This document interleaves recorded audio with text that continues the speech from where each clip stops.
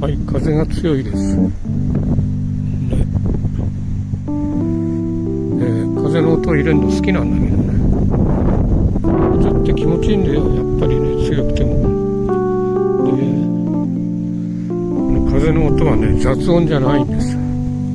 とっても素敵な音。一応、指でマイクを押さえますけど、このね、話しなくちゃ。このね、ちょっと複雑な形の畝。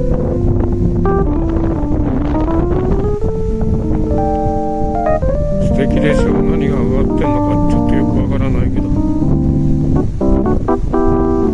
でね、そう。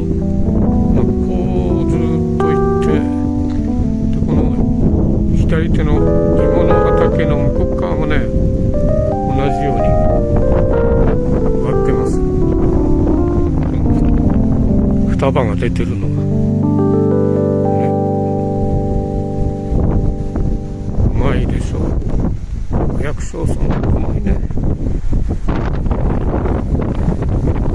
それじゃあ私、風の音好きなんですよね。雑音じゃないんですよ。風の音。海からね、風が吹いてるんですけど、この風の音好きなんだ。